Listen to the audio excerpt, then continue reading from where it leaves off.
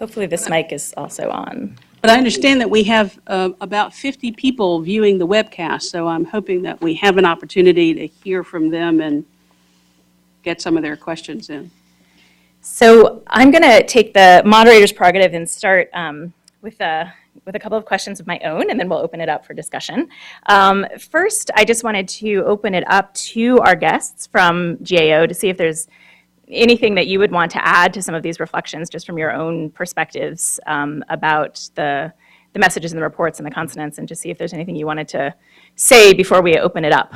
And then I have, I think, 2 questions I'll ask. Sure, Kay. Yes, Kimberly, thank you very much for your comments on the supply chain, on the kind of comparing IOM's findings to GAO's findings.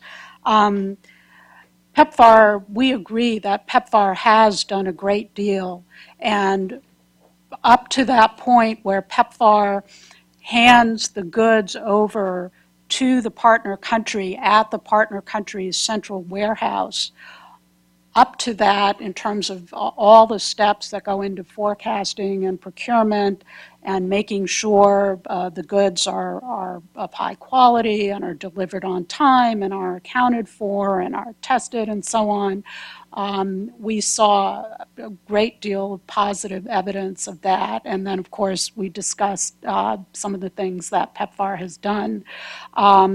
It's more once the goods are handed over to the partner country, and then as they proceed down the distribution chain, and particularly at the weakest links in the chain, which of course is the end point, the most decentralized part at the individual facility level or at the storage facilities further down the chain up to and including the treatment, the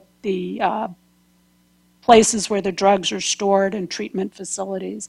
And that's where the evaluations we reviewed and also our site visits where we encountered the weaknesses that we discussed. I also, a very general comment in this discussion of the tensions between PEPFAR as creating all of these programs and processes as an emergency program, and then now in this process of transition to country ownership and sustainability. I'm reminded of a kind of a diagram concept that Richard Feacham, the first executive director of the Global Fund, mentioned about 10 years ago in a talk. And he drew a triangle and pointed out the 3 points of the triangle. One was you want 3 things. You want speed, you want accountability, and you want sustainability. And there's tension between all of these things.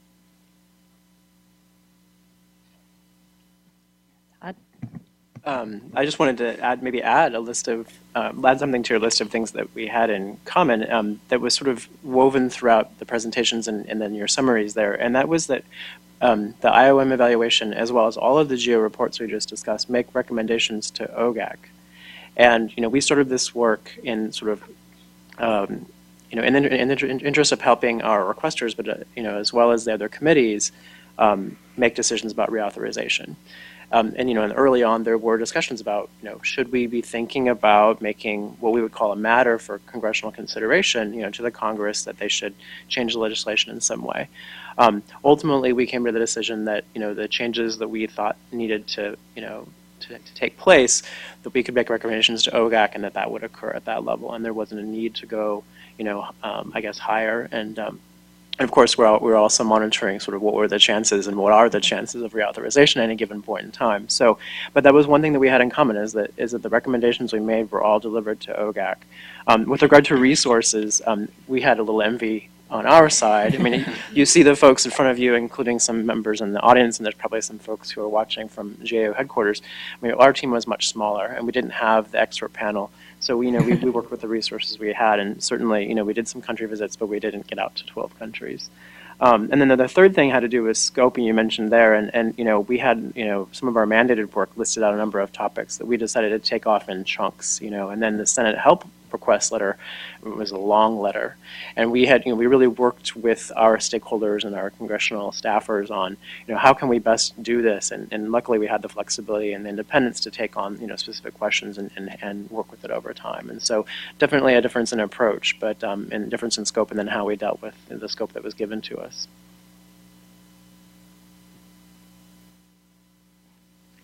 I'll just add to that, as far as the critical need of putting people on life-saving treatment is, why the cost information is so important.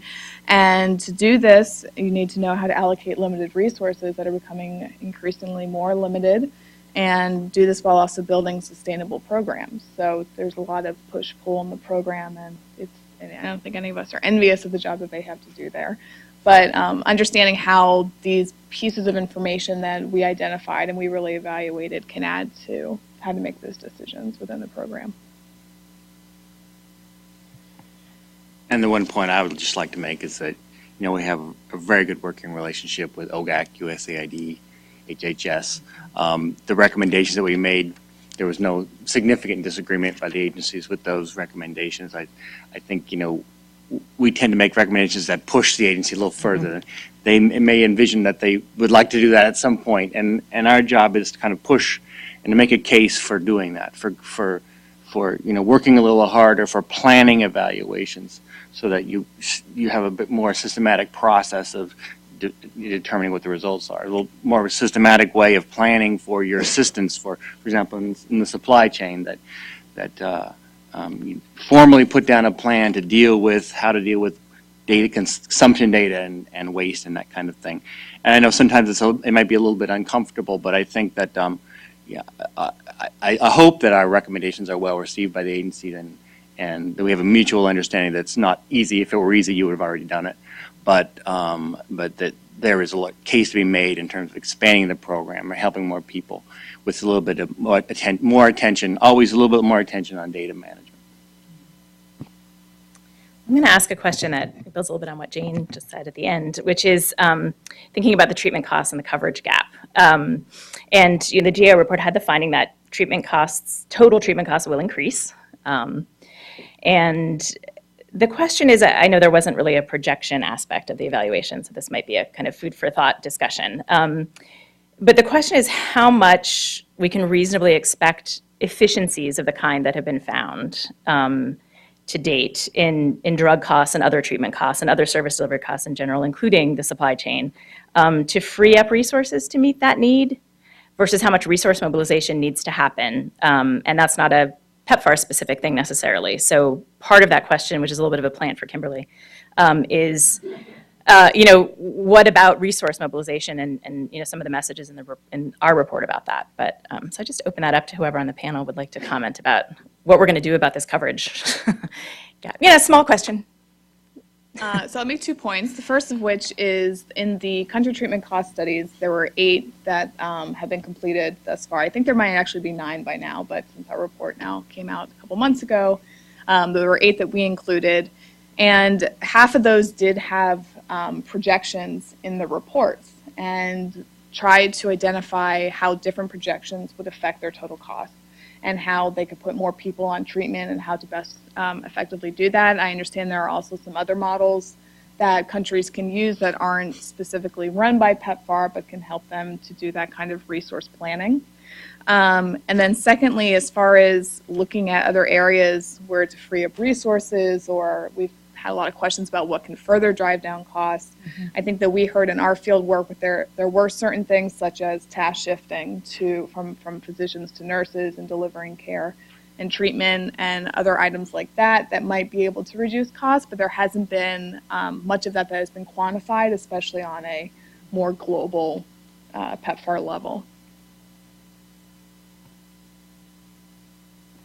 Yeah, I would add that what we see is still a lot of potential for cost savings in the program. Exactly what those are, as Jane mentioned, we couldn't quantify it necessarily, but I think that there's a lot of smart people looking at that on a constant basis. And with better data, we can come up with those solutions. The one the gentleman mentioned from App Associates. I think there are delivery mechanisms that are more efficient, that will be more efficient. And so if we can focus on the accountability issues that are contingent with that, and study the problem and see what waste exists in the system, if any, to what extent there's waste in the system, and to what extent we can make those systems work more efficiently. You know, I can't say what the magnitude of those are, but from our perspective, that's what we're focusing on. We'd like to see mobilization of resources through more savings.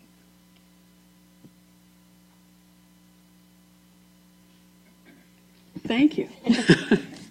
I think I'd like to make two comments. One, as a study co-director and what the Iowa WIM report says, and as an individual. So I'll do the official comment first. I think that our report certainly encourages finding efficiencies and recycling them to the best way possible. But I think that in terms of expanding programs, whether that means expanding service targets, but expanding programs and sustainability of programs, I think our committee puts more weight behind resource mobilization and diversification, which includes growing contributions from national governments and knowing that national governments are already providing, some national governments are already providing contributions in terms of their provision and payment of ARVs. But depending on who you're talking to, I think that sometimes the perception is that we've sort of hit everything that we're going to get in terms of lowest drug prices and negotiating drug prices. If you look at the use of generics in the program, tremendous leap in the use of generics over 10 years. But I think that the committee's message is that as countries can assume more and more of the trajectory of their epidemics and sustain their responses, even if there is flat funding in the future, is it possible for that funding to then go to other countries that have less of a scaled response? And by those mechanisms, do you then put more people on treatment? Do you have a greater target for prevention? But I think that it's really going to be through resource diversification and mobilization in the long term. I think certainly probably some efficiency in mechanisms everywhere that you can find efficiencies, we should be squeezing those efficiencies. But to think that if you look at just the unmet need in terms of treatment, to think that you could actually take those and go from 8 million people to treatment to 23 million people on treatment, even another million, it just doesn't seem realistic or possible. So that was my official response. My personal thought is that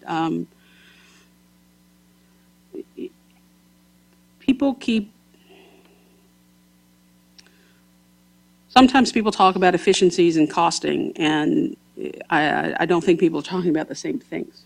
And one of the things that I'm really excited to see is, it goes back to something that you all mentioned in one of your earlier reports, but it's also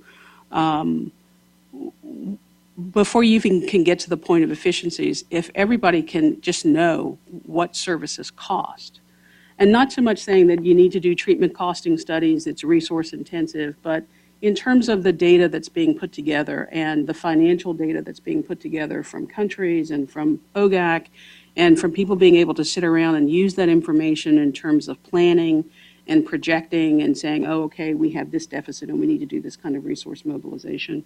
I think that kind of technical assistance and that kind of discussion and dialogue and activities are going to go a long way in terms of people understanding what their responses cost, but they also have to make some difficult decisions. If we look at the economic climate and people assume it stays the same, everyone's not going to be able to have the program that PEPFAR has implemented and scaled in every country. And I think that people are going to have to make difficult decisions, and even though WHO has changed their guidelines and talk about eligibility, there are going to be people who on the ground have to make practical decisions and say, we're not going to be able to put everybody on treatment because we can't pay for it, even though it's the right thing to do. So sometimes I think that the other half of the conversation is not always about efficiencies to be able to expand the program, but it's about making difficult decisions with the resources that you have. Thanks.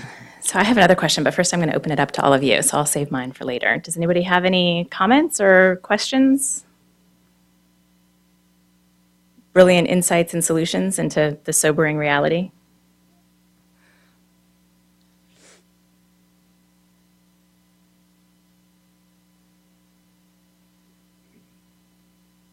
Just two quick things. Mary Lynn Field and Gare from Creative Associates International. I wondered whether in the calculation of costs and in looking at supply chain, you included HIV test kits, which I find to be critical, and often that's where I've seen the worst supply chain work. And also any other drugs such as palliative care drugs, drugs for opportunistic infections. And then secondly, I really wanted to highlight the finding of the IOM report about pediatric treatment, which I personally do not attribute to drugs and diagnostics, but to things that the reports do not address, which is work at the community level with mothers. But thank you for the first two questions. Mary, just very quickly to address your first question in terms of the types of drugs.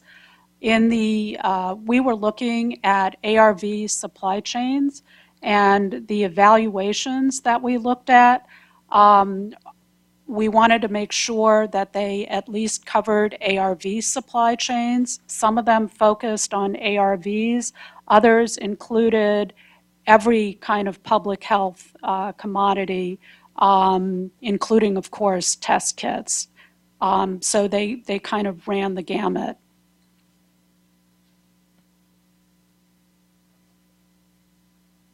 Anyone else? I can just include one observation from looking at the country treatment cost studies. There were interesting breakdowns between what those costs would be depending on what populations you're looking at. So there was a breakdown between adult and pediatric treatment and what kind of factors would go into each of those. And that was definitely included in there. I don't have much else to say on that besides that it was a key part of looking at how costs are differentiated. I'll add a comment because I think the data gathered in our report is certainly the test kits, but also a lot of other commodities that are in the supply chain. So drugs for opportunistic infections for prevention and treatment, condoms on the prevention side of things. So certainly thinking about the supply chain far beyond just antiretroviral drugs and whether they're getting to the right place needs to be a part of that. And some of the ideas about integrated approaches to that, because in some cases those things were not necessarily happening within the same system. So supplies that were necessary for an HIV care and treatment clinic weren't necessarily all happening through the ARV supply chain. So that was certainly an issue that was raised in the report and in some cases was happening in a more coordinated way and in other cases not. And that, just as a personal thought, is maybe one of those places where you have optimism that there's still potential to find savings that could contribute to expanding the available resources. And the pediatric treatment was certainly something that emerged as a major area where the coverage is way behind in terms of the coverage goals, and certainly a very, very difficult area. So it's behind for reasons that are not inconsequential. There's real reasons and real challenges there. The report does have some pretty extensive discussion about thinking about some of the linkages that are getting in the way of that. So some of the community-based services and also the PMTC services and how they're linking to ongoing treatment for the women who are HIV positive, but also for the infants and making sure that they're diagnosed and being followed, and how some of those mechanisms that cause gaps in between the care and treatment services and the PMTCT services are a part of that challenge, and the need to work on that as part of the emerging approach, where I think there really has been a lot of effort towards thinking about the whole cascade and how the cascade fits together in each of those different services. But in addition to each of those services, also across those services is a part of that from the report. Sorry, being panelist and moderator at the same time. Any other questions? Yes, please do.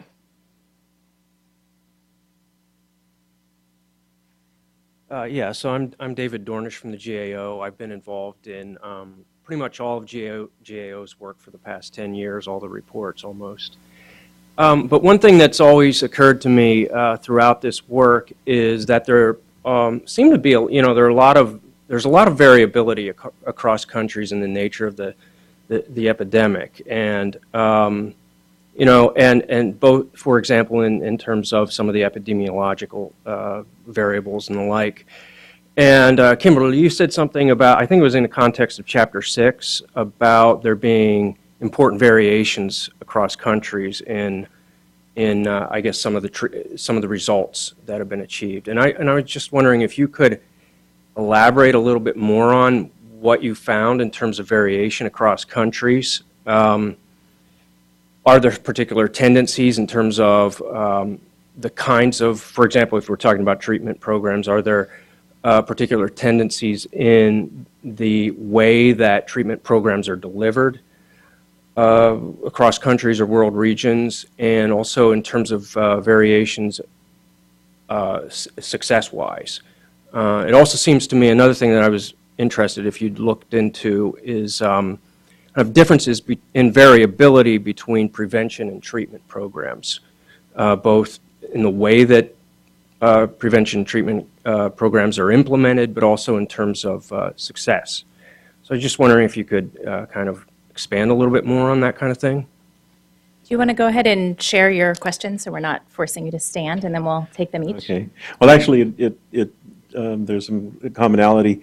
On the topic of the supply chains, I'm wondering if in your review of the programs and the programs you found, I'm sorry, David Stanton, USAID. I'm wondering if you saw any differences between programs where the supply chain was sort of HIV and AIDS only, where only the AIDS drugs and commodities flowed, as opposed to commodity systems where they were the whole system of commodity movement for that country, and what the trade-offs might have been there. And the other is if you noticed any differences or trade-offs when you looked at the HIV prevalence of the country and the burden of disease that the country was facing. So we have basically a question about what we can learn from variability among countries and treatment results, prevention versus treatment approaches, and the supply chain. Who wants to start? Tag Bridget, you're it, because you talked about treatment and I'll talk about supply chain. Well, I mean, one thing with the IM evaluation is that we don't have country-specific findings. So, our limitation in that respect is that we were not asked to evaluate, one country program versus another. That, in part was because that really influenced the level of candor that we could get in our data collection, and people were really recognizing that they were being asked to contribute across the whole of it, and not that they were influencing findings about their own programs or partners or agencies. So in that sense, we don't have that level of direct comparison of results from country to country. But certainly, I think some of the things that were raised in the discussion of the GAO report in terms of where efficiencies started to come in did have to do with maturity of programs. So the longer that there had been an at-scale treatment program, different issues emerge in countries that had implementation at a larger scale earlier on. And in some cases, that might not have been a PEPFAR program. So in some cases where PEPFAR might have ramped up its involvement later, but there had been global fund investment or investment from other donors, and PEPFAR was coming in to synergistically build on that and wasn't having to start from scratch. That, I think, had to do with where countries were in the trajectory of cost efficiencies, of service delivery efficiencies, of this idea of kind of readiness for transition, which is something that OGAC has also been talking about in terms of really trying to understand where a country is in its response. So it may, and this is partly effect of us not having country comparisons, but it may be more about the trajectory of the evolution of the response and less about what one country is doing versus another. That said, certainly a really strong recognition that one of the really strong potential learning opportunities is from country to country. So if you're in a country that's earlier in that evolution, really trying to take as much advantage as possible of what happened in the other countries, either that worked well or that didn't work well, and using that to inform, across today, looking backwards and forwards and making those comparisons. So that doesn't give you the concrete answer to, which country had the right solution, but I think that could be part of this, better using knowledge and information. And there's a lot of that happens in the program already. But the idea that could be more systematic, and as we're moving more towards country-led, more country to country without necessarily always coming kind of through a headquarters and back out. Not that isn't also still a useful mechanism that's been in place, but thinking about how if countries are going to be more responsible for the decision-making, they could be learning directly from their colleague countries. David, thank you very much for those questions. They're very interesting questions. The short answer is we didn't look specifically at those kind of more detailed issues. And then the second part to that answer is we didn't have the supply chain evaluations that we looked at. There just weren't enough current evaluations of countries' supply chains to make reliable conclusions about that information. What I can tell you is just some extremely informal observations that we had during field work, and that is, I can remember in one country where we walked in at one central level warehouse and we noticed that the level of security in the warehouse for both the ARV drugs and also the malaria drugs that were procured for PEPFAR and the President's Malaria Initiative were in a much more secure location than those same drugs procured for the Global Fund. It's difficult to compare, obviously, even within a single country. Supply chain. We were in South Africa. In some regions, they have more difficult time preventing stockouts than others.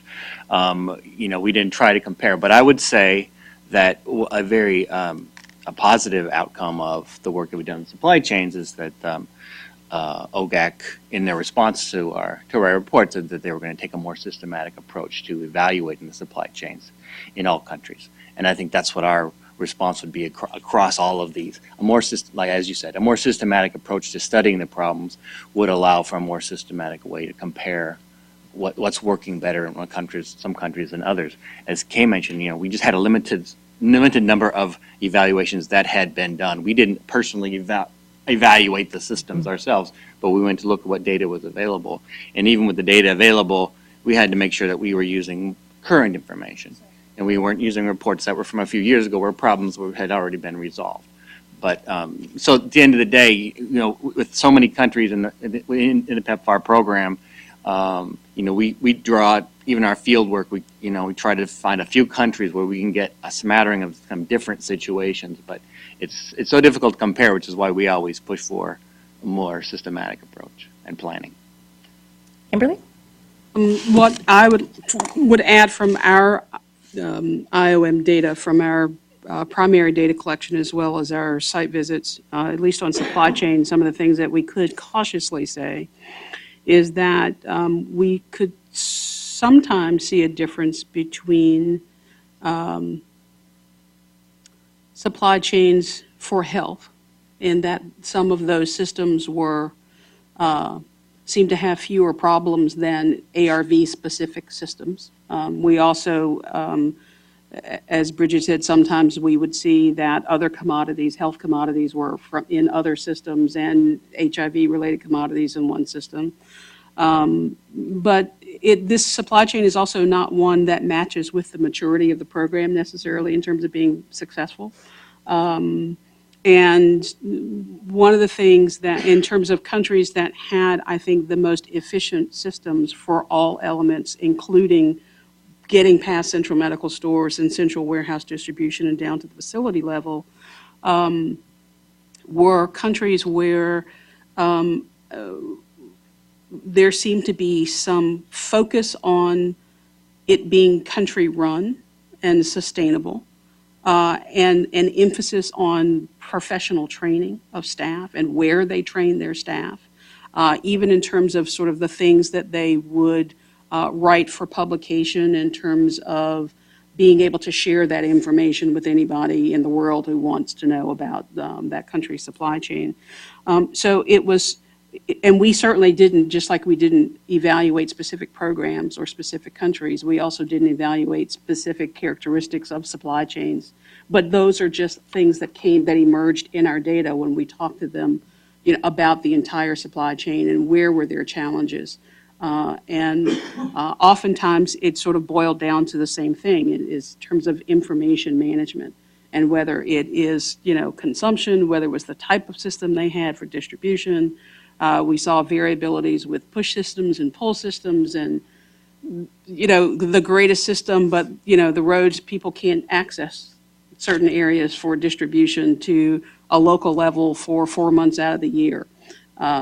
And sort of the extra sort of forecasting that people were trying to put on top of that. So our data showed us a variety of things, I think, that also contributed to successful, reliable supply chains that sort of go part and parcel, not only with the professional knowledge, and even going further back, that some people even were still struggling with the regulatory issues around certain types of drugs that were coming to the country. So it's certainly not one where maturity of the program met success, but there's certainly, from the way that we learned about supply chains, would certainly be examples where this would be an excellent example for some exemplars to be able to do some country-to-country learning or teaching.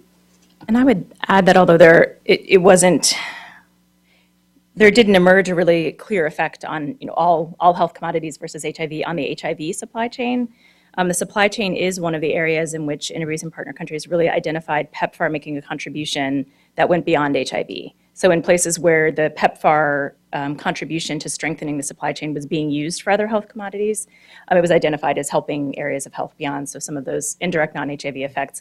Laboratory certainly was one of the areas where that finding was strongest, but supply chain was in the mix. So in that direction, which isn't exactly the effect on the HIV supplies, but is one of the contributions that PEPFAR was credited with by the interviewees. Any other questions? Any questions from the web? I'm looking back at our staff conveyors of web questions.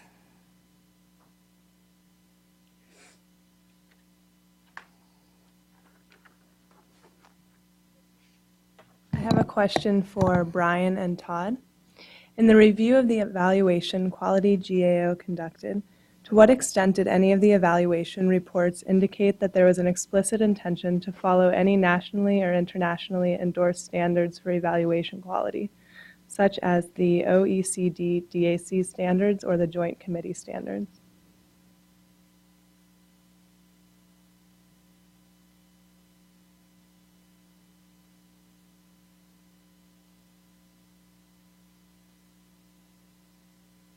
Yeah, thanks for the question. I have to think back a little bit. I don't recall any evaluations where, in the evaluation report itself, it cited OECD DAC or any other, international, national standards. I do,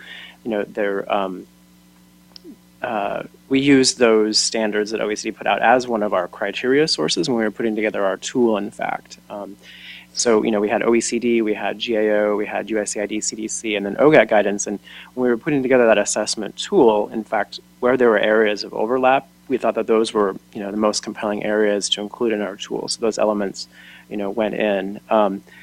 So, like I said, I don't recall in any, evaluation reports. I've reviewed quite a few of them. It's been a little while. I think I might call out to my colleagues, many people at this table who also reviewed some of those evaluations, and if you recall such a statement, but I don't recall that. No, having a lot of shaking. There's a lot of head shaking in response so to that if no specific video is not working. citations there, but certainly those standards are out there and they're used in and applied broadly. And I think again where we saw there's a lot of overlap between what the OECD DAC would recommend and what USAID policy says, for example. And then we also did the analysis of the agency policies and procedures against what the American Evaluation Association says. And so I would say that personally, my experience would be that American Evaluation Association is also very much in line with OECD DAC. And so these things very much come together broadly. Lorraine, did you have something?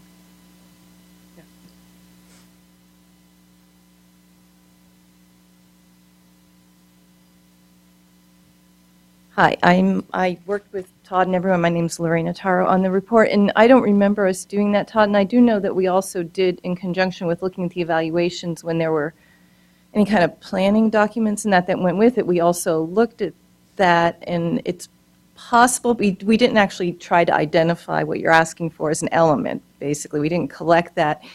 So it's possible that there might have been something there, and we just aren't remembering because we put that aside. We had so much other information we felt necessary to be evaluating in our evaluations. But it's possible that that was there, but it's not actually in what was given to us as the evaluation of the program. Thanks. Do you have more? This is Lee Carroll, who's conveying the questions from the web. Yes, I have one more from the web, from Ani, no affiliation. Thank you for the presentations and very informative comparative analysis of the IOM and GAO reports. I was wondering if the GAO teams have looked at the contribution across the program areas, either treatment and care, prevention, etc., of the governments themselves as the subjects of the U.S. government partnership frameworks. If that has ever been looked at within this evaluation, how could that be planned for in the next round of GAO evaluations? This can be an instrumental way to inform the U.S. foreign aid for HIV and broader global health agenda, as well as the global HIV investment agenda. Thanks.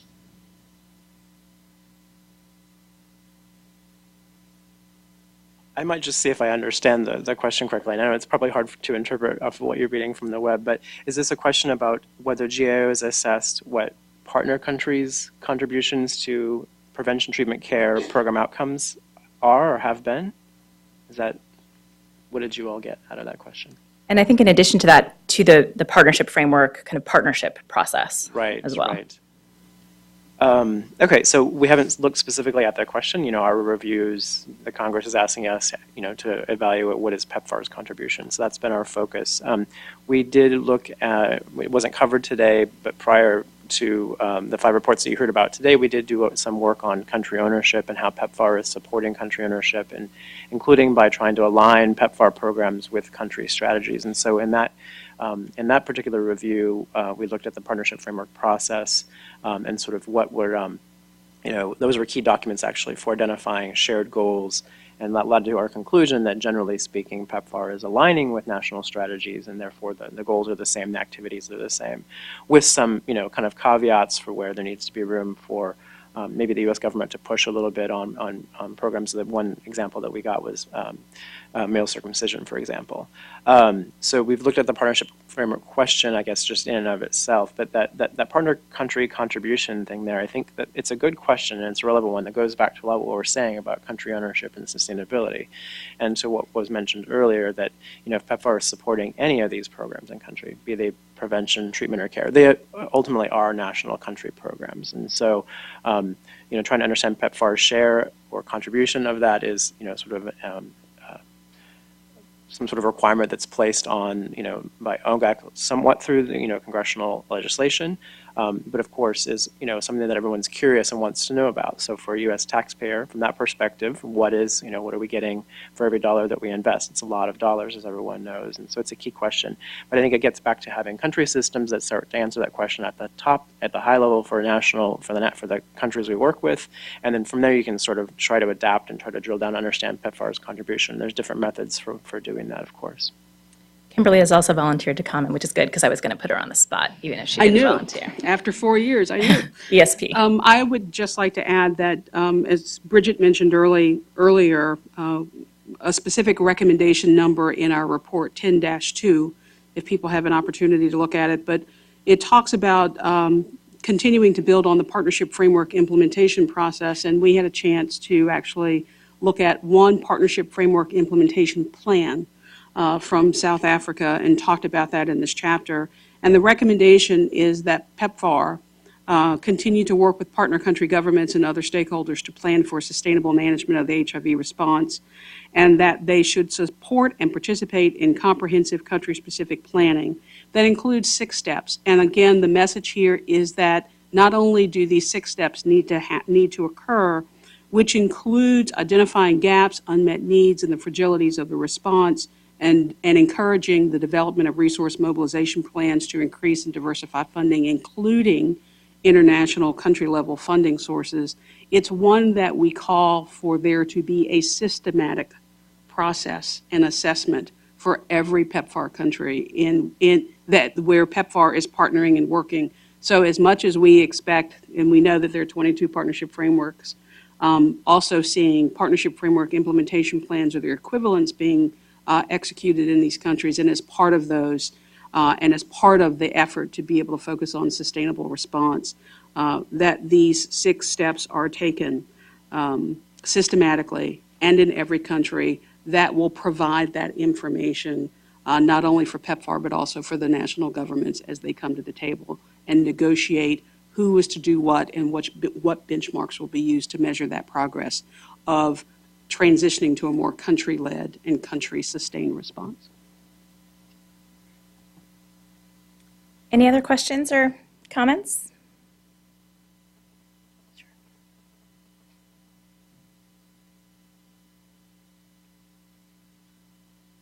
Hi, Dana Juth with PricewaterhouseCoopers, PwC. We talked a lot about knowledge management today, and my question is, in working with the in-country teams, what were seen as the key barriers to sharing knowledge across the teams, and what were key areas in which they'd like to share knowledge?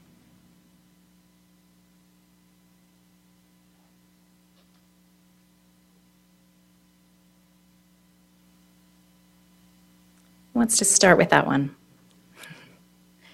Todd or Brian, and then we'll go back to Kimberly. I guess I'll try to comment a little bit on sharing knowledge about what are the results of the programs, and this is relying a little bit on past work we've looked at, some of the planning, reporting, and the oversight that happens. And one of the things we've said in the past is that maybe different time frames for reporting can be difficult. So when you're trying to generate data and report up, you can also have where country teams and/or implementing partners feel burdened by the responsibility to report, and so their activities are so wrapped up in those processes that collaborating actually with other partners on the ground or donor coordination can also be an issue just because of lack of time and resources. So those would be some of the challenges I can think of. By way of sharing, the early years of PEPFAR and then even into the second 5 years, PEPFAR had its implementers meetings and things like that. That was a key way for implementers and government officials and U.S. government officials to come together and share. There's also the USG meeting aspect of that, and so that's one way to share. So I think there are some fora out there. Certainly by making more data public, which I think, again, IOM has pointed out ways that can happen. We pointed out ways that can happen, others as well. Then there's data available just to anyone. The evaluations, for example, if they're available online, you all can download them just as well as anybody else. And that would also apply to, a Ministry of Health official in Zambia or, a district health official in Uganda. And so those would be some of the, solutions, I think, to the problems of data sharing. Anybody else? Kimberly? To add on to that, I think in terms of some of the key areas that we heard about, some people would tell you everything that has to do with program management. But I think some other areas that we heard about were, intervention effectiveness, how to effectively deal with serial discordant couples, how to retain people in treatment, how to prevent loss to follow-up. How do we do community-based interventions better? How do we provide OVC services better? What services should we provide for OVCs? So I think that anything that has to do with program management, but also there's more interest in terms of also leadership and quality improvement. And so it sort of runs the gamut of what people were interested in. I think all of it leading towards what can be the best outcomes for individuals, but also how to focus on effective, efficient interventions and services and initiatives that say this program is successful.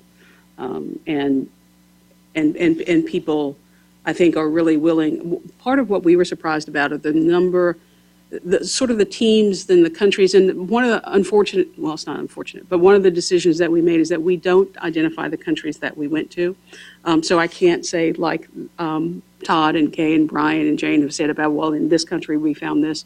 But we found some countries wanting to pair or team with other countries that on face value didn't seem like a natural, logical pair. But when they actually started talking about their epidemics and the effectiveness of their interventions and how they were trying to figure out, how to deal with transient populations and being able to assure services and continuity of services, they had some really interesting, compelling ideas, and you never know what that's going to spark for innovation for someone else. I think models of service delivery, all sorts of things, systems building and system strengthening and capacity building. So I don't think that there's anything that would relate to actually managing a program and providing a service that people aren't interested in sharing. And what stuck with me is that people are willing to talk to each other and want to talk to other people. Sometimes it's a matter of running the program and they just get so busy and they can't share, or it's financial.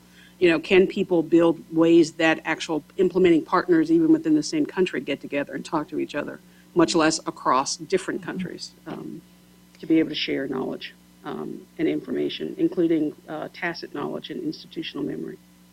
I would really echo that within countries, the sharing of information and experiences from implementing partner to implementing partner was something that the partners themselves were very hungry for. And, in some countries, there were some things happening that either the partners themselves were initiating or the country teams, the PEPFAR country teams were facilitating in that end. And the country-to-country experience. And I think part of the country-to-country experience went beyond intervention effectiveness. It also went just with doing the work in the countries. So when you're starting to get into bigger issues, contextual issues, policy issues, facing those kinds of barriers and what have been some of the strategies and solutions that have worked or have not worked, that's an area where countries, where there was different populations that Kimberly mentioned, but that kind of experience sharing across countries, not just from an effectiveness standpoint, but from a making it happen standpoint. And there were some, they're not really smaller barriers, but in terms of information sharing, even within countries, is that there is realistically, sometimes logistical things like the timelines of national data are different than the timeline, using different fiscal years. Some of those are just barriers where the numbers don't match up and it's really hard to exchange that information. And the burden, lack of clarity about what's allowed to share, what you're allowed to share and with whom. And some frustrations bidirectionally with sharing, which is that, country teams feeling like they're not getting the information from the countries feeling like they're not getting it from the teams, and the partners not getting information from each other. And so it's kind of a web of barriers that happen, sometimes not for, lack of desire, but for logistical reasons. Certainly a really an information sharing desire that we heard over and over again was better information on how much is being spent on what and where. So by region, by district, by program area, by all of those things. So, and that's across stakeholders, really wanting to understand that in better detail as part of planning for the future and just managing the present in the countries. I had a question maybe, unless someone is, I don't see anybody jumping up, so I don't want to cut anyone off, but I had one question to go back to. And I know that you guys have a capping report coming out that's going to synthesize some of the findings, but this is a little bit in that direction. One strong theme across some of the IOM recommendations was really thinking about this limited resource environment and how to be more strategic and coordinated. And part of that was really working to do program planning and implementation across the programmatic areas, prevention, care, treatment, gender, whatever those are. And really thinking about the relationship between the specific objectives in each of those areas and what might need to be happening in other areas in order for those shared objectives to happen. So I'd just be interested in hearing a little bit about the levers that are pushing each other. So I'm thinking about treatment and supply chain. If you're going to have an objective in treatment and the parallel objectives that need to happen with supply chain, and the same might happen in other areas. So any thoughts about how that could be strengthened going forward? Well, I think a general theme that I think Jim alluded to this in his opening remarks is in our capping report, information management. This is across all three of the recent reports: costs, treatment outcomes, and supply chains. And certainly in supply chains, I'll use this as a practical example and also as a metaphor, but one of the things, and this also gets to training and the questions that were, and the points that were made about the importance of training in the countries where supply chains were working well, were those countries where staff were being trained and they were putting resources into training. And one of the things that we heard a number of times is that in the supply chain, staff, people dealing with supply chain logistics, whether it's at the facility level or at the storage or at a storage site, need to understand that the information they're collecting, recording, and passing on is a link in a, literally, it's a link in a chain. And if they don't record that information or they don't record it properly, then there are consequences, because then that link is broken and there could be shortages, waste, loss. And as a metaphor, of course, that goes for the entire process. It goes for treatment results as well. And this is something that we have heard, and I'm sure you have as well, and we've heard repeatedly in global public health work. And I'm thinking back to one of our reports that we issued back in 2000 on global infectious disease surveillance. And this was collecting information, the recording of information as people came into a clinic. And if that information wasn't recorded and then passed up the chain, then there's no way of knowing who is presenting with what diseases, what problems or potential epidemics there are. So, in short, information management is a key theme. Mm-hmm. Todd? I mean, I guess having spent, several years looking at country operational plans and, annual performance reports, as well as the processes that OGAC and the country teams use to put those documents together, I might just share some observations. I mean, there's a lot of dimensions along which you could do, you could integrate planning and reporting processes. So, I mean, I guess I'll start at the top. I mean, so first step is what OGAC puts out in terms of guidance, and and that would be the country operational plan guidance. And so instructing the country teams to do X, Y, Z in developing their plans. There's the cross-cutting issues, of course, which are already very important exercise for the country teams to think about those and put information into their operational plans about how they're going to address those cross-cutting issues. And then there's a budget planning exercise around that as well.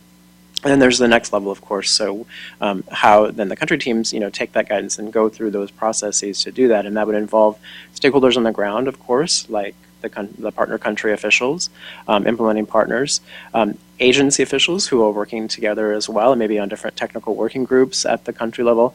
So you can imagine it sort of gets very complex, very quickly. But I think the tone at the top is there, that this is in the guidance, and then at the country level there would be trying to implement then that guidance and making sure that that's meaningful.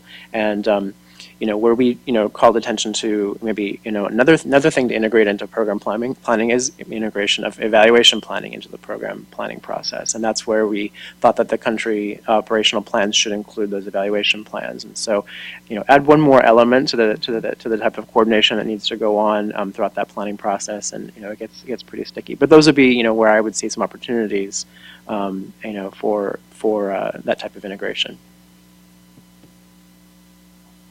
Anyone else?